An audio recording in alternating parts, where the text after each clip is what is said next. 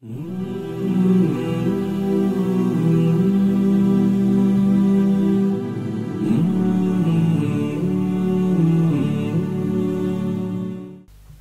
अलैकुम वरहमतुल्लाहि वबरकातुह।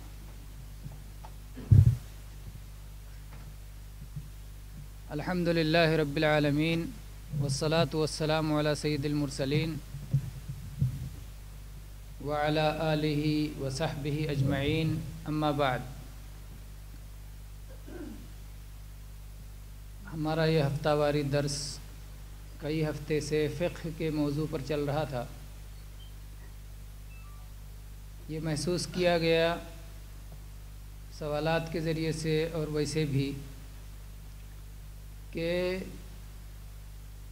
हमको सिर्फ़ एक पहलू की ज़रूरत नहीं है बल्कि मुख्तलिफ़ पहलुओं की जानने की ज़रूरत है।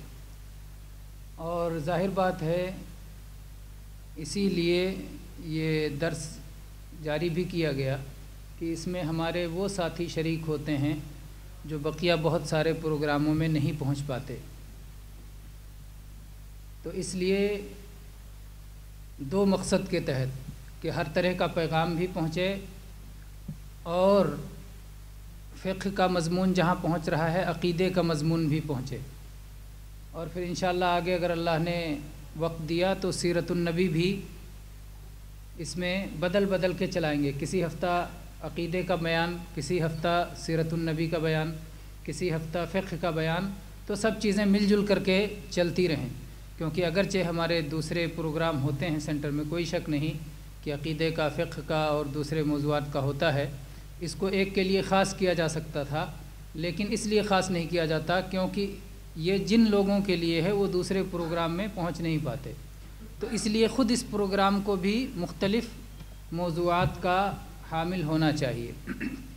तो इसीलिए आज का उन्वान ये इख्तियार किया गया, जैसा कि आप लोगों ने ऐलान में देखा होगा, गुमराह फ़िरक़ों के दरमियान अहले सुन्नत की पहचान। मैसेज तो नहीं पहुंचा होगा भाइयों को, लेकिन व्हाट्सएप से भेज दिया गया था। मैसेज नहीं भेजा जा सका बाज़ वजूहात की बिना पर। अल्लाह तबारक व तआला मज़ीद हम लोगों को जो है क़ुव्वत बख्शे और आसानी फ़रमाए और अपने फ़ज़ल से हमारे वक्त में मज़ीद बरकत दे। तो बहरहाल नहीं भेजा जा सका लेकिन व्हाट्सएप का ऐलान तैयार था और व्हाट्सएप पे ग्रुपों में या अफराद को भेज दिया गया था। तो उन्वान इख्तियार किया गया, गुमराह फ़िरक़ों के दरमियान अहले सुन्नत की पहचान। मेरे भाइयों, दो चीज़ें हैं। एक तो ये है आम लोगों के लिए कि गलत मज़हबों के दरमियान सही दीन और सही मज़हब की पहचान। ये सारी इंसानियत के लिए है कि सही दीन इस्लाम है और इस्लाम के सिवा कोई दीन अल्लाह के यहाँ काबिल क़बूल नहीं है। जैसा कि अल्लाह ताला ने फरमाया, इन्नद्दीन इंदल्लाहिल इस्लाम। दीन तो काबिल क़बूल अल्लाह के यहाँ सिर्फ़ इस्लाम है। यही सारे नबियों का दीन था, यही ज़मीन व आसमान के खालिक व मालिक का दीन है। और इसी दीन के अपनाने से जन्नत मिलने वाली है और जहन्नम से हिफाजत होने वाली है। तो मज़ाहिब के दरमियान, अदियान के दरमियान सही दीन और बरहक दीन और बरहक मज़हब इस्लाम है। नबी करीम सल्लल्लाहु अलैहि वसल्लम ने इस उम्मत के इख्तिलाफ़ की पेशीन गोई फरमाई थी और आपने कहा था कि पिछली उम्मतों की राह पर इस उम्मत को भी चलना है, बल्कि उनसे एक कदम ये आगे बढ़ जाएंगे। पिछली उम्मतों में 71 और 72 फ़िरक़े हुए, इसमें 73 हो जाएंगे और एक ही बरहक होगा। वो गिरोह होगा, वो जमात होगी जो नबी करीम सल्लल्लाहु अलैहि वसल्लम की सुन्नत और आपके सहाबा की सुन्नत पे होगी।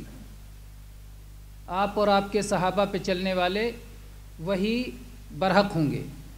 तो जिस तरह से मज़ाहिब के दरमियान दीन इस्लाम को पहचानने की ज़रूरत है, वैसे ही फ़िरक़ों के दरमियान अहले सुन्नत को पहचानने की ज़रूरत है। नबी सल्लल्लाहु अलैहि वसल्लम की सुन्नत और आपके सहाबे पे सुन्नत पे चलने वाले कौन लोग हैं, उसको पहचानने की ज़रूरत है। मेरे भाइयों, इसलिए हम देख लेते हैं कि हमारे अक़ीदे की ये خصوصیت اور اہل سنت کی خصوصیت کیا ہے کہ جس سے ان کو پہچانا جا سکے۔ جس طرح سے دین اسلام عدل کا دین ہے، فطرت کا دین ہے، اعتدال کا دین ہے، میانہ روی اور وسطیت کا دین ہے، یہی ساری خوبیاں اہل سنت کے درمیان پائی جاتی ہیں۔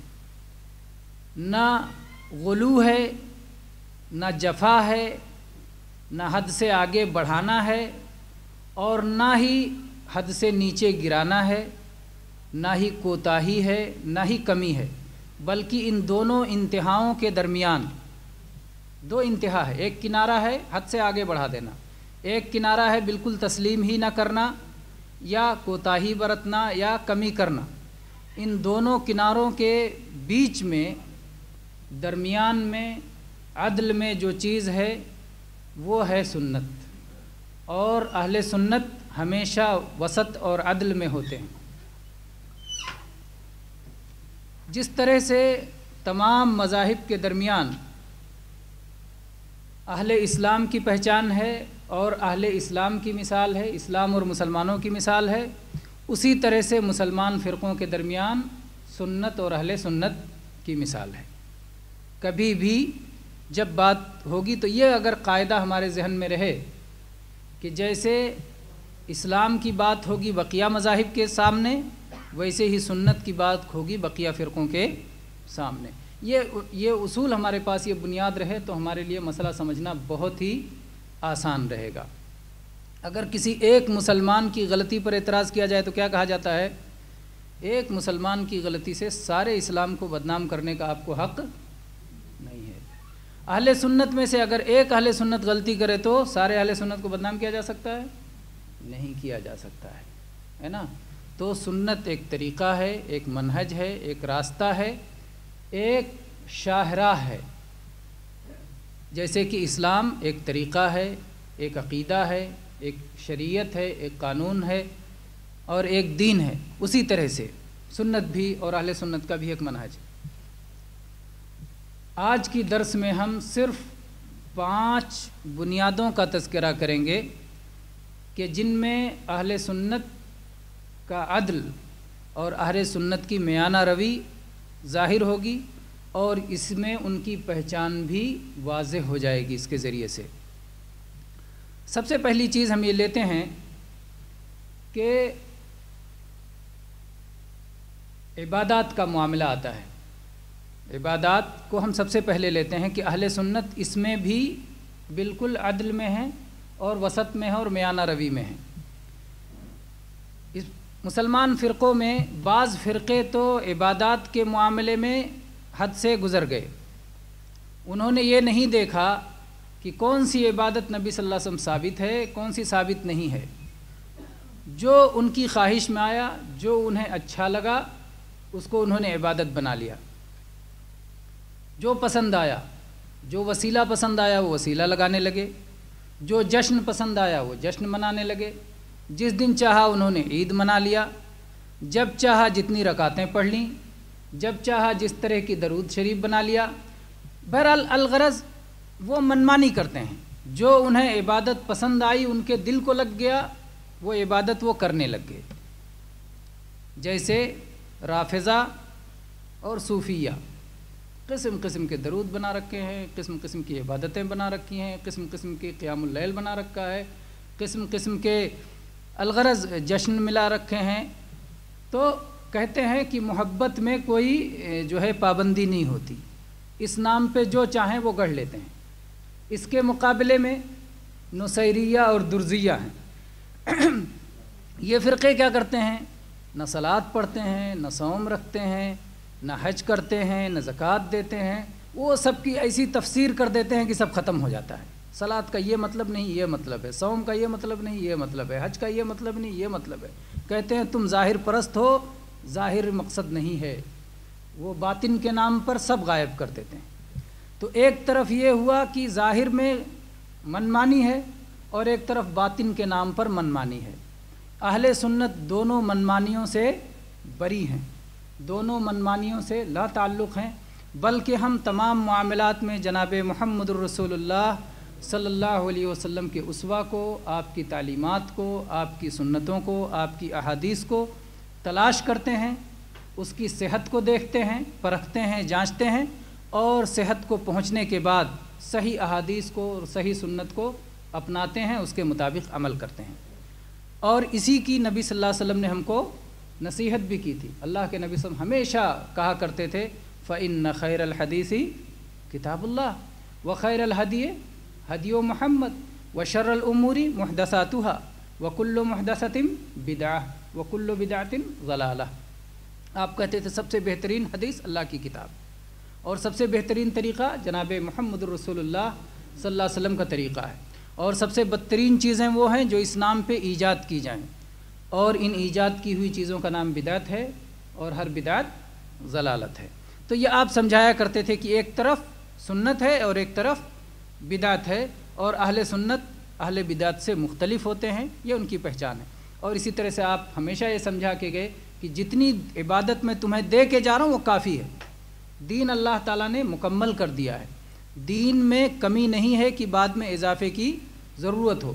اور آپ نے فرمایا من احدث فی امرنا ھذا ما لیس منہ فہو رد، جو ہمارے دین میں کوئی چیز اپنی طرف سے ایجاد کرے اسے رد کر دیا جائے گا۔ اور اسی طرح سے آپ نے یہ بھی فرمایا من عمل عملا لیس علیہ امرنا فہو رد، جو کوئی ایسا کام کرے جو ہمارے دین کے مطابق نہیں ہے، شریعت کے مطابق نہیں ہے، تو اسے بھی رد کر دیا جائے گا، قبول نہیں کیا جائے گا۔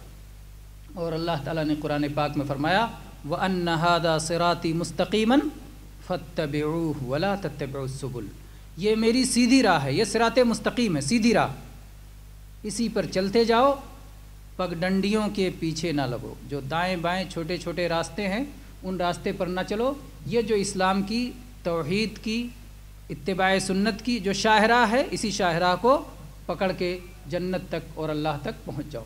تو پہلی چیز ہے جس میں اہل سنت اہل بدعت سے، تمام فرقوں کے درمیان اہل سنت درمیان میں ہیں، تمام فرقوں کے درمیان میں ہیں، بعض غلو میں چلے گئے اور بعض کوتاہی میں چلے گئے، اہل سنت درمیان میں ہیں، نہ غلو کرتے ہیں نہ کوتاہی کرتے ہیں، بلکہ نبی صلی اللہ علیہ وسلم کی پیروی کرتے ہیں۔ عبادات کے معاملے میں نہ اپنی طرف سے عبادتیں بناتے ہیں اور نہ ہی موجودہ عبادتوں کو چھوڑتے ہیں۔ تو یہ ہے اہل سنت کی پہچان عبادات کے معاملے میں، کہ وہ نبی صلی اللہ علیہ وسلم کے راستے کو اختیار کرتے ہیں۔ دوسری بنیاد لیتے ہیں جس میں اہل سنت کا کیا طریقہ ہے۔ دوسری بنیاد اللہ تبارک و تعالیٰ کے اسماء اور صفات۔ اللہ تبارک و تعالیٰ کے ناموں اور صفات کے تعلق سے ایک طرف ہیں معطلہ، جو ناموں کا انکار کر دیتے ہیں یا صفات کا انکار کر دیتے ہیں، اور ایک طرف ہیں مشبہہ، جو کہتے ہیں اللہ کا ہاتھ ہماری ہاتھ کی طرح، نعوذ باللہ، اللہ کی صورت ہماری صورت کی طرح، اور اللہ کا دیکھنا ہمارے دیکھنے کی طرح، وغیرہ وغیرہ، تشبیہ دیتے ہیں بالکل اپنی طرح۔ اہل سنت دونوں کے درمیان ہیں، نہ انکار کرتے ہیں، چاہے وہ تعویل کی وجہ سے انکار ہو، اور چاہے وہ پورے کا انکار ہو، اور چاہے وہ صرف معنی کا انکار ہو، کسی طرح کا انکار نہیں کرتے۔ ہمارا طریقہ اللہ کے ناموں اور صفات کے تعلق سے یہ ہے کہ اللہ تعالیٰ کے جو نام اور جو صفات خود اللہ تعالیٰ نے قرآن کریم میں بیان کیے ہیں یا نبی صلی اللہ علیہ وسلم نے صحیح احادیث میں بیان کیے ہیں، ہم ان کو ویسے ہی مانتے ہیں جیسے اللہ اور اس کے رسول صلی اللہ علیہ وسلم نے بیان کیا ہے۔ ہم اس کی تعویل نہیں کرتے، ہم اس کی کیفیت نہیں بیان کرتے، ہم اس کو اپنی سے تشبیہ نہیں دیتے، ہم اس کی مثال نہیں بیان کرتے، ان چیزوں کو اللہ کے شایان شان ثابت کرتے ہیں۔ مثال سے بات کو سمجھیں تو بات سمجھ میں آئے گی۔ مثال کے طور پر جب کہا جاتا ہے کہ اللہ تبارک و تعالیٰ دیکھتا اور سنتا ہے، یہ اللہ کی دو صفت ہے، ایک دیکھنا اور ایک سننا، اور اللہ کا نام ہے السمیع البصیر، سننے والا دیکھنے والا۔ تو کچھ لوگ کہہ دیتے ہیں کہ جب ہم السمیع اور البصیر نام مان لیتے ہیں تو انسان بھی سمیع اور بصیر، سننے اور دیکھنے والے ہوتے ہیں، اس لیے وہ انکار کر دیتے ہیں، کہتے ہیں نہیں اللہ انسانوں جیسے نہیں ہے، اس لیے ہم اس کو نہیں مانتے۔ دوسرے لوگ کیا کہتے ہیں، نہیں اللہ تعالیٰ سنتا ہے لیکن کان سے نہیں سنتا، بے کان سنتا ہے، اور اللہ تعالیٰ دیکھتا ہے لیکن آنکھوں سے نہیں دیکھتا، بلا آنکھوں کے دیکھتا ہے۔ یہ بات بھی غلط ہے۔ اگر اللہ نے اپنی آنکھ بتائی ہے تو اس کو آنکھ کو بھی ماننا ہے، لیکن کیسی ہے ہم نہیں جانتے، دونوں فرق ہے۔ ایک ہے کہ آنکھ کا انکار کر دینا کہ آنکھ ہی نہیں ہے، اور ایک ہے کہ آنکھ ماننا لیکن کیسی ہے یہ پتہ نہیں، تو دونوں میں فرق ہے۔ تو ہم کہتے ہیں کہ اللہ نے کہا موسیٰ علیہ السلام کے بارے میں یا نوح علیہ السلام کی کشتی کے بارے میں قرآن پاک میں ہے تجری بأعیننا، وہ کشتی ہماری آنکھوں کے سامنے چل رہی تھی۔ اللہ نے اپنی آنکھ کا ذکر کیا ہے۔ اللہ کے نبی صلی اللہ علیہ وسلم نے فرمایا ہے کہ دجال آئے گا اور کہے گا میں اللہ ہوں، اور اس کی 2 آنکھوں میں سے ایک آنکھ پھوٹی ہوئی ہوگی، اور اللہ کی آنکھ پھوٹی ہوئی نہیں ہے، اللہ کانا نہیں ہے، لیس بأعور، کانا نہیں ہے، تو اللہ تعالیٰ گویا 2 آنکھوں والا ہے۔ تو اللہ کے نبی صلی اللہ علیہ وسلم نے جیسا بتایا ویسا ہم مانتے ہیں۔ اللہ کی آنکھیں ہیں، اللہ کی شان کے لائق ہیں۔ جب مخلوق میں میرے بھائی، جب ہم کہتے ہیں کہ ہم بولتے ہیں اور اللہ تعالیٰ بھی بولتا ہے، اب کوئی کہنا نہ بولنا مانو گے تو زبان ماننا پڑے گا، اور زبان مانو گے تو ہونٹ ماننا پڑے گا، اور ہونٹ مانو گے تو حلق ماننا پڑے گا، اور تو جسم ماننا پڑے گا، تو چہرہ ماننا پڑے گا، تو بدن ماننا پڑے گا، تو بدن ایک دن ختم ہو جائے گا، تو یہ سب کہیں گے کہ یہ تمہاری اپنی منمانی ہے۔ کیوں ماننا پڑے گا؟ نبی کریم صلی اللہ علیہ وسلم جب مکہ میں ابھی آپ کو نبوت نہیں ملی تھی اور آپ راستوں سے گزرتے تھے تو پتھر سلام کرتے تھے کہ نہیں کرتے تھے؟ ان پتھروں کی آواز بھی سنی جاتی تھی، تو گویا پتھر بولتے بھی تھے اور ان کی آواز سنی بھی جاتی تھی، لیکن نہ ان کے زبان تھا، نہ ان کے ہونٹ تھا، نہ اس زبان ہونٹ کے لیے جو ہے بقیہ جسم تھا، ہے نا، بولتے تھے لیکن، اور ان کی آواز بھی سنی جاتی تھی۔ تو کہاں جب کسی کے بارے میں کہا جائے کہ بولتا ہے اور اس کی آواز سنی جاتی ہے، تو یہ مطلب نہیں ہوتا کہ اس کے ہمارے جیسی زبان ہے اور ہمارے جیسے ہونٹ ہے، یہ مخلوق کے بارے میں ہے۔ تو خالق اور مخلوق کے درمیان کتنا بڑا فرق ہوگا؟ وہ تو خالق ہے، اس کا بولنا کتنا عظیم الشان، اور اس کی آواز کا سننا کتنا عظیم الشان، اور کتنا یا تو خوف اور ہیبت طاری ہو جائے گی، یا تو کتنی لذت ملے گی اس کی آواز سن کر کے، دونوں چیزیں ہوں گی۔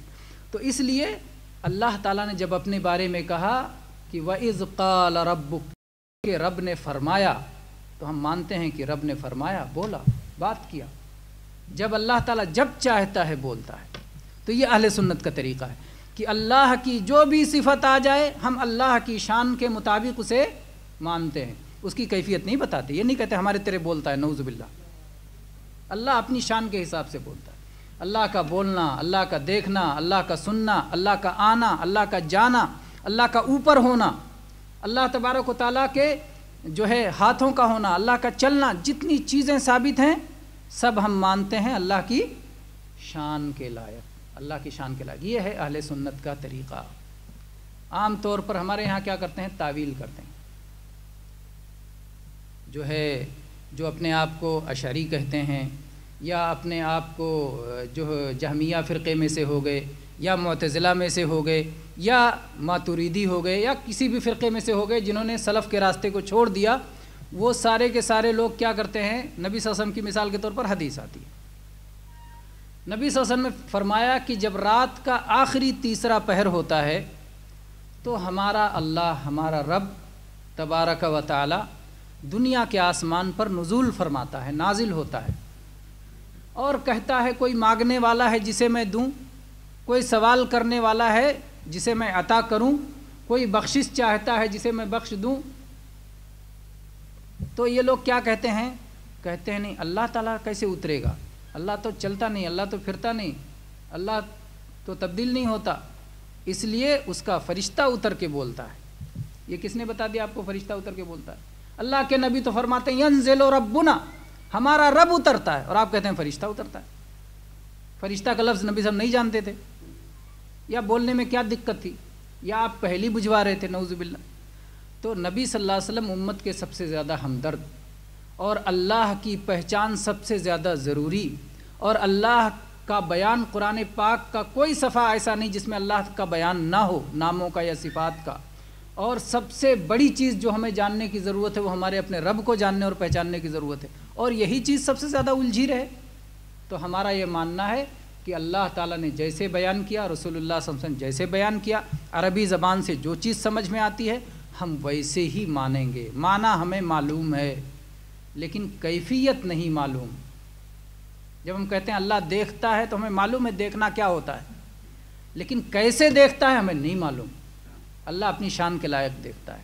تو یہ ہے اہل سنت جو کہ نہ انکار کرتے ہیں نہ تعویل کرتے ہیں، بلکہ تمام صفات کو، نام کو حقیقت کی طرح مانتے ہیں۔ ایسے نہیں جیسے کہ ایک مقرر کی تقریر میں سن رہا تھا، انہوں نے کہا کہ کچھ نئے لوگ آ رہے ہیں، بعد میں کہتے ہیں قرآن میں ہے، قرآن میں ہے، قرآن میں ہے۔ ان سے کہو کہ قرآن میں اللہ کا ہاتھ بھی ہے، مان لو، مان اللہ کا ہاتھ اور چھوڑ دین اسلام کا ساتھ۔ استغفر اللہ، قرآن مان کے کوئی دین کا ساتھ چھوڑے گا؟ کیسا احمق شخص ہے کہ اس کو اتنا بھی نہیں پتا۔ ہاں اللہ کے ہاتھ ہے ہم مانتے ہیں، اللہ کا چہرہ ہے ہم مانتے ہیں، اللہ کے قدم ہے ہم مانتے ہیں، اللہ کی آنکھیں ہیں ہم مانتے ہیں، ہم مانتے ہیں، ہاں اللہ کی شان کے لائق مانتے ہیں، اپنی طرح مانتے ہیں، انسان جیسے مانتے ہیں، نہ ہرگز نہیں۔ لیس کمثلہ شیء، اللہ جیسے کوئی چیز نہیں، اللہ جیسے کوئی چیز نہیں۔ اللہ کی ہر چیز ثابت، لیکن اس کی شان کے لائق، اس کی شان کے لائق، بس یہی۔ اس سے پوچھو جو ایسا کہے کہ مان اللہ کا ہاتھ اور چھوڑ جو ہے دین اسلام کا ساتھ، اس سے پوچھو کہ اللہ کو موجود مانتے ہو؟ کہے گا ہاں بالکل اللہ موجود ہے۔ بولو تم موجود ہو؟ تو کہے گا ہاں میں بھی موجود ہوں۔ تو بولے موجود ماننا چھوڑ دو نا، کیونکہ تمہارے جیسا ہو جائے گا۔ ایک چیز اگر اللہ کے بارے میں مانتے ہو کہ اللہ دیکھتا ہے، میں بھی دیکھتا ہوں، تو اللہ تمہارے جیسا ہو گیا۔ تو جب اپنے کو موجود مانا اور اللہ کو بھی موجود مانا تو اللہ تمہارے جیسا ہو گیا، اس لیے اس کو کہو موجود نہیں ہے۔ اور کچھ لوگ اسی گمراہی میں پھنس گئے، وہ کہتے ہیں کہ اللہ نہ موجود ہے اور نہ غیر موجود ہے۔ پھر کیا ہے؟ نہ موجود ہے نہ غیر موجود ہے۔ تو یہ نہ عقل کے مطابق ہے نہ دین کے مطابق ہے، یہ جہالت ہے۔ اور الحمدللہ اہل سنت اور سلف کے راستے پر چلنے والے کہتے ہیں کہ اللہ موجود ہے، اللہ دیکھتا ہے، اللہ کی ذات ہے، اللہ سنتا ہے، اللہ کے چہرہ ہے، اللہ کی شان ہے۔ نبی صلی اللہ علیہ وسلم معراج میں اللہ تعالیٰ سے ملنے گئے اوپر، اللہ تعالیٰ نے قرآن پاک کو اوپر سے اتارا، اللہ بلند ہے، ہم اللہ کی طرف اشارہ کر سکتے ہیں انگلی کر کے۔ ہم پوچھتے ہیں اللہ کہاں ہے، جواب میں کہیں گے آسمانوں کے اوپر ہے، ساتوں آسمانوں کے اوپر اپنے عرش کے اوپر ہے۔ اللہ تعالیٰ قیامت کے دن آئے گا، ایمان والے اپنے رب کو دیکھیں گے۔ اللہ تبارک و تعالیٰ نے کلام فرمایا، اللہ تعالیٰ نے موسیٰ علیہ السلام سے بات کیا، موسیٰ علیہ السلام نے ان کی آواز سنی۔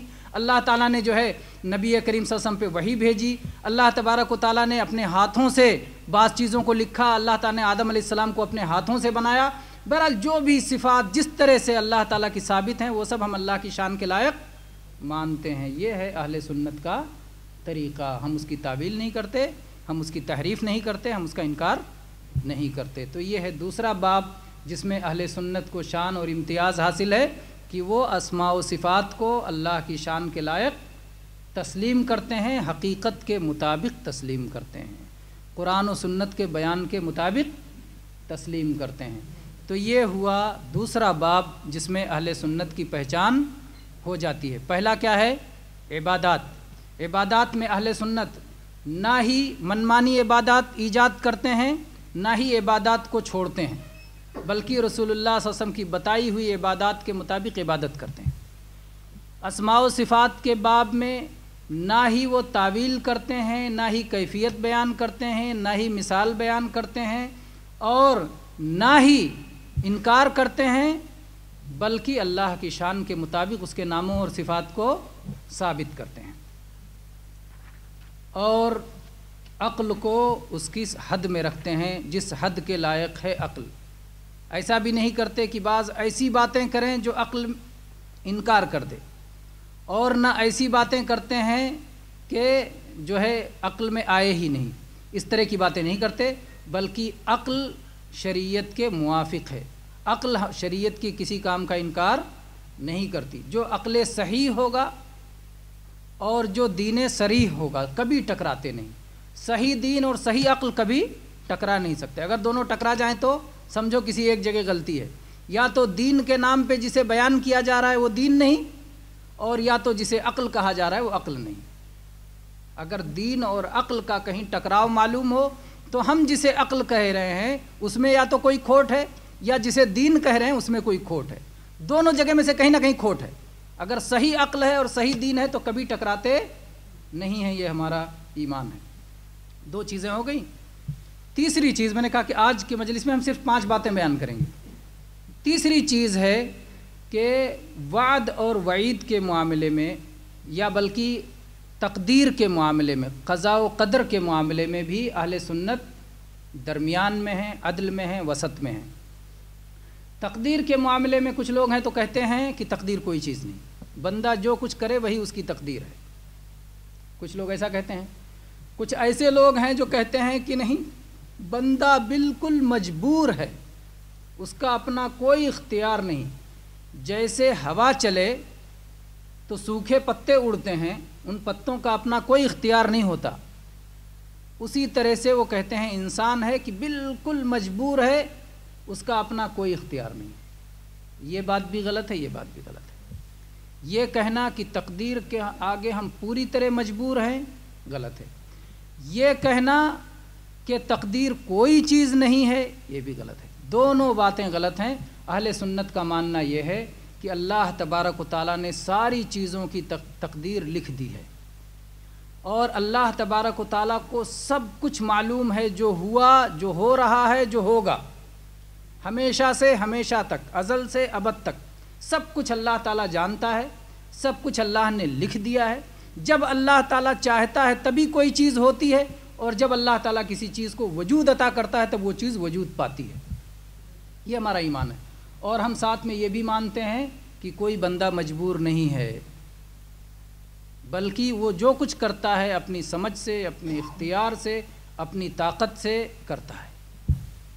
جب آپ سینٹر آ رہے تھے درس سننے کے لیے، کسی نے مجبور کیا تھا؟ نہیں مجبور کیا تھا۔ جب آپ کھانا اٹھا کے کھاتے ہیں اپنے ہاتھ سے، کوئی آپ کو مجبور کرتا ہے؟ نہیں مجبور کرتا۔ لیکن اگر اللہ تعالیٰ نے آپ کی قسمت میں کھانا لکھا ہے تبھی آپ کھا سکتے ہیں۔ اللہ نے لکھا ہے کہ آپ کا ہاتھ اٹھے گا تبھی آپ کا ہاتھ اٹھے گا۔ اللہ نے لکھے گا، اللہ تعالیٰ نے اگر لکھ دیا ہے کہ آپ کی زبان کو حرکت ہونی ہے تو زبان کو حرکت ہوگی۔ جو اللہ نے لکھ دیا ہے وہی ہوگا، اس کے بغیر نہیں ہوگا۔ لیکن کسی کو اپنی تقدیر معلوم نہیں ہے، کسی کو اپنی تقدیر معلوم نہیں ہے، لیکن ہوگا وہی جو اس کی تقدیر میں ہے۔ لیکن اللہ نے اس کے لیے کسی کو مجبور نہیں کیا ہے، کوئی مجبور نہیں ہے۔ کوئی اگر کہتا ہے مجھے مجبور کر دیا گیا تو وہ عقل کے بھی خلاف ہے اور دین کے بھی خلاف ہے۔ کسی کو مجبور نہیں کیا گیا ہے۔ اللہ تعالیٰ کہتا ہے فَمَنْ شَاءَ فَلْيُؤْمِنْ وَمَنْ شَاءَ فَلْيَكْفُرْ، جو چاہے ایمان لائے، جو چاہے کفر کرے، اپنے اختیار سے ایمان کو اختیار کرتا ہے، اپنے اختیار سے کفر کو اختیار کرتا ہے۔ لیکن کفر پہ اللہ راضی نہیں ہے۔ رضا اور چیز ہے اور چاہنا اور چیز ہے۔ اللہ چاہتا ہے کہ دنیا میں ہو، اس لیے ہو رہا ہے۔ اللہ کی اس کائنات میں اللہ کے چاہے بغیر کچھ ہو سکتا ہے؟ قطعاً نہیں ہو سکتا۔ اللہ چاہتا ہے، اس کی حکمت ہے، اس کی حکمت ہے، حکمت کی وجہ سے، لیکن کسی کو اللہ نے مجبور نہیں کیا ہے۔ تو تقدیر کے معاملے میں بھی اہل سنت درمیان میں ہے۔ نہ ہی ہم یہ کہتے ہیں کہ تقدیر کوئی چیز نہیں، اور نہ ہی ہم یہ کہتے ہیں کہ تقدیر کے سامنے بندہ مجبور ہے، بلکہ ہم یہ کہتے ہیں کہ اللہ تعالیٰ نے سب کچھ لکھ دیا ہے، اللہ تعالیٰ سب کچھ جانتا ہے، اللہ جو چاہتا ہے وہی ہوتا ہے، اور اللہ تبارک و تعالیٰ جب کوئی چیز پیدا کرتا ہے تبھی وہ چیز پیدا ہوتی ہے۔ اور ہم یہ بھی کہتے ہیں کہ ہر شخص اپنا کام خود سوچ سمجھ کے کرتا ہے، اس کے پاس اللہ نے اختیارات دیے ہیں، اس کو کوئی مجبور نہیں کرتا۔ تو یہ ہو گئی، اس میں ہم نہ جو ہے مجوس کی طرح ہیں، قدریہ کی طرح، نہ جبریہ کی طرح، بلکہ اہل سنت سب سے مختلف اور اپنی امتیازی شان رکھتے ہیں۔ 3 چیزیں ہو گئیں، عبادات کا مسئلہ، اللہ کے اسماء و صفات کا مسئلہ، اور تقدیر کا مسئلہ۔ چوتھی چیز وعد اور وعید کا مسئلہ۔ اللہ تعالیٰ نے کچھ چیزوں میں وعدہ کیا ہے، کچھ چیزوں میں وعید سنائی ہے۔ کسی چیز پہ کہا ہے اسے میں جنت ملے گی، کسی چیز پہ کہا ہے جہنم کی سزا دوں گا۔ تو اسے کہتے ہیں اہل الایمان وعدہ اور وعید۔ اس میں ایک طرف تو خوارج گمراہ ہو گئے، جو کہتے ہیں کہ جو آدمی بھی گناہ کبیرہ کر لے جہنم میں جائے گا۔ ان کا کہنا ہے گناہ کبیرہ بھی بندہ کر لیا جہنم میں جائے گا، خلاص کوئی جو ہے اللہ تعالیٰ کی طرف سے وعید ہے اس پر، اور وہ جنت نہیں جا سکتا۔ اور اس کے مقابلے میں مرجیہ ہیں جو کہتے ہیں ایمان لے آئے، کوئی گناہ کرو کوئی مشکل نہیں، جنت ہی جنت ہے، ایمان کے ساتھ گناہ کرنے کا کوئی نقصان نہیں۔ اور خوارج کا کہنا ہے نہیں، گناہ کبیرہ اگر کر لیے تو جہنم میں جاؤ گے، ایمان کا کوئی فائدہ نہیں۔ اہل سنت دونوں کے درمیان ہے۔ اہل سنت کا کہنا یہ ہے کہ جو بندہ ایمان لایا اللہ پر، اس کے لیے ضروری ہے کہ وہ اللہ کی اطاعت کرے اور اللہ کی معصیت سے اجتناب کرے۔ جس قدر وہ اطاعت کرتا جائے گا اس کا ایمان بڑھتا جائے گا، اور جس قدر وہ گناہوں میں پڑے گا اس کا ایمان گھٹتا جائے گا۔ تو ایمان گھٹتا اور بڑھتا ہے۔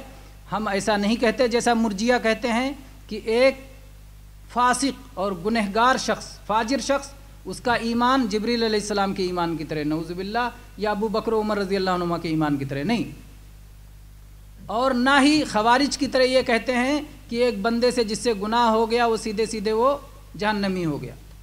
دونوں کی طرح نہیں کہتے، بلکہ ہم یہ کہتے ہیں کہ ایک طرف ایمان والا ہے اور ایک طرف کفر والے ہیں۔ کفر میں بھی درجات ہیں، کوئی چھوٹا کافر کوئی بڑا کافر، اور ایمان میں بھی درجات ہیں، کوئی چھوٹا مسلمان کوئی بڑا مسلمان، کوئی اللہ کا کم فرما بردار کوئی زیادہ فرما بردار، کوئی چھوٹا گنہگار کوئی زیادہ گنہگار۔ گناہوں میں بھی تقسیم ہے اور جو ہے اطاعت میں بھی تقسیم ہے۔ تو درجات ہیں۔ اسی طرح سے جنت میں بھی درجات ہوں گے، جہنم میں بھی درکات ہوں گے۔ درکات، درجات، کیونکہ درجات بلندیوں کی طرف جاتے ہیں، درکات پستیوں کی طرف جاتے ہیں۔ تو جنت میں بلندیاں ہوں گی اور جہنم میں پستیاں ہوں گی۔ جو جتنا بڑا مجرم ہوگا اتنے زیادہ گہرے کھڈ میں رہے گا، اور جو جنت میں بلندیاں ہوں گی، جو جتنا زیادہ جو ہے صاحب ایمان صاحب اطاعت ہوگا وہ اسی قدر بلندیوں پہ ہوگا۔ تو یہ ہے اہل سنت وعد اور وعید کے معاملے میں بھی بالکل درمیان میں ہے۔ بعض لوگ ایک غلطی ہو جائے کہہ دیتے ہیں ارے کیسا مسلمان ہے، یعنی گویا اسلام سے نکال دیا۔ نہیں بھائی، ہے مسلمان لیکن ایمان کمزور ہے، ایمان کمزور ہے۔ تو یہ مقصد نہیں ہے کہ ایمان لے آؤ، بس ایمان لے آؤ باقی جیسا چاہو کرو، نہیں ایسا نہیں ہے۔ ایمان لے آؤ، تم پر فرض ہے کہ جب تم کلمہ تم نے پڑھ لیا تو 5 وقت صلاح کی پابندی کرو، زکوٰۃ ادا کرو، حج کرو، صوم رمضان رکھو، ماں باپ کی اطاعت کرو، حرام کھانے سے بچو، حلال کو اختیار کرو، جو ہے ساری چیزیں کو کہا جائے گا۔ لیکن اگر کسی سے کوتاہی ہو جاتی ہے، گنہگار مسلمان، اس کا گناہ اللہ کے پاس لکھا ہوا ہے، ریکارڈ میں ہے۔ اللہ تعالیٰ چاہے گا تو اسے سزا دے گا، اور چاہے گا تو سزا کے بغیر اللہ اسے معاف کر کے جنت میں داخل کرے گا۔ اللہ کی مشیت کے تحت ہے۔ فاسق، گناہ کبیرہ کا مرتکب فاسق ہے اور اللہ کی مشیت کے تحت ہے۔ اللہ چاہے گا عذاب دے گا اور چاہے گا عذاب کے بغیر اپنے بندے کو معاف کر دے گا، یہ اللہ کے تحت ہے۔ تو یہ ہے اہل سنت کی اس معاملے میں بھی خوارج کے اور مرجیہ کے درمیان ہیں۔ وہ کہتے ہیں کہ ایمان کے درجات ہیں۔ ایمان دل کے یقین، زبان کے اقرار اور اعضاء کے عمل کا نام ہے۔ اطاعت و فرما برداری سے بڑھتا ہے اور گناہ اور معصیت سے گھٹتا ہے۔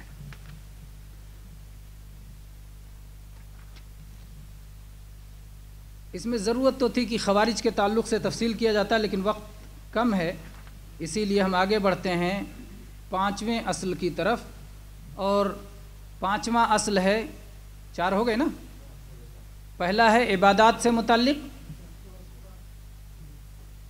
دوسرا اسماء و صفات سے متعلق، تیسرا تقدیر قضاء و قدر سے متعلق، اور چوتھا وعد اور وعید سے متعلق، اور 5واں صحابہ کرام اور آل بیت سے متعلق۔ صحابہ کرام اور آل بیت سے متعلق اہل سنت کا عقیدہ واضح ہے کہ صحابہ کرام وہ ہستیاں ہیں کہ جن کو اللہ تبارک و تعالیٰ نے اپنے نبی کریم صلی اللہ علیہ وسلم کا ساتھ دینے کے لیے، آپ کا صحابی بنانے کے لیے، آپ کی رفاقت دینے کے لیے اللہ نے منتخب کیا تھا، اللہ نے ان کو اختیار کیا تھا، اور وہ بہت شان والے ہیں، بہت عظمت والے ہیں، اور تاریخ اور سورج شاید اب اس طرح کے لوگوں کو نہ دیکھ سکے۔ اور ان کے فضائل قرآن پاک میں اور احادیث مبارکہ میں بہت سے آئے ہوئے ہیں۔ اور اسی طرح سے آل بیت کے تعلق سے رسول اللہ صلی اللہ علیہ وسلم کے جو آل و اولاد ہیں، جو آپ کے خاندان سے ہیں، ان کی محبت کو ہم اپنا دینی فریضہ سمجھتے ہیں، اور رسول اللہ صلی اللہ علیہ وسلم کی محبت کا حصہ مانتے ہیں کہ رسول اللہ صلی اللہ علیہ وسلم کی محبت کا تقاضا ہے کہ آپ کے آل و اولاد سے اور آپ کے صحابہ سے محبت کی جائے۔ اس کے برخلاف جو لوگ آل بیت کو بڑھا دیتے ہیں، مثال کے طور پر کچھ لوگ آل بیت میں علی رضی اللہ عنہ، یقیناً آل بیت میں سے ہیں علی رضی اللہ عنہ، نبی کریم صلی اللہ علیہ وسلم نے ان کو شامل کیا، علی رضی اللہ عنہ کو ان کو بڑھا دیتے ہیں کہ بعض تو اللہ کے درجے پہ پہنچا دیتے ہیں اور انہوں کو مدد کے لیے پکارتے ہیں، اور ان کو کہتے ہیں، بعض نبوت کے درجے تک پہنچا دیتے ہیں، اور بعض اور مختلف درجات دیتے ہیں۔ تو ہم یہ اس طرح غلو نہیں کرتے، ہم کہتے ہیں کہ کہ علی رضی اللہ عنہ نبی کریم صلی اللہ علیہ وسلم کے داماد تھے، آپ کے چچیرے بھائی تھے، چوتھے خلیفہ تھے، آپ بہت بہادر تھے، حق بولنے میں کبھی جو ہے آپ نے کمی نہیں کی، اور آپ کے بیٹے حسن و حسین رضی اللہ عنہما بھی جنت کے نوجوانوں کے سردار ہیں، اور اسی طرح سے اور بھی بہت سارے آپ کے فضائل احادیث کی کتابوں میں موجود ہیں۔ ہم اپنی طرف سے فضائل گڑھتے نہیں اور ثابت فضائل کا انکار بھی نہیں کرتے۔ تو علی رضی اللہ عنہ کے فضائل بھی ہم مانتے ہیں، اور حسن و حسین رضی اللہ عنہما کے فضائل بھی مانتے ہیں، اور امہات المؤمنین نبی صلی اللہ علیہ وسلم کی آل و اولاد میں سب سے پہلے داخل ہوں گی نبی صلی اللہ علیہ وسلم کی بیویاں، ہم ان کے بھی فضائل مانتے ہیں، اور یہ مانتے ہیں کہ ساری ایمان والوں کی مائیں ہیں۔ ان لوگوں کی طرح جو ان کو برا بھلا کہتے ہیں، ان پر تہمت لگاتے ہیں، انہیں گالیاں دیتے ہیں، ان کی شان میں گستاخی کرتے ہیں، ہم ان لوگوں کی طرح نہیں ہیں۔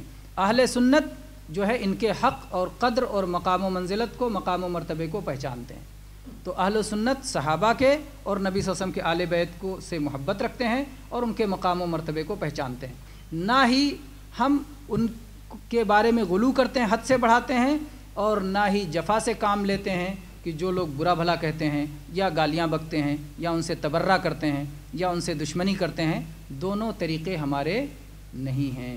تو اہل سنت صحابہ کے بارے میں بھی اپنی امتیازی شان رکھتے ہیں، آل بیت کے بارے میں بھی امتیازی شان رکھتے ہیں۔ تو یہ ہے اہل سنت کی پہچان تمام فرقوں کے درمیان۔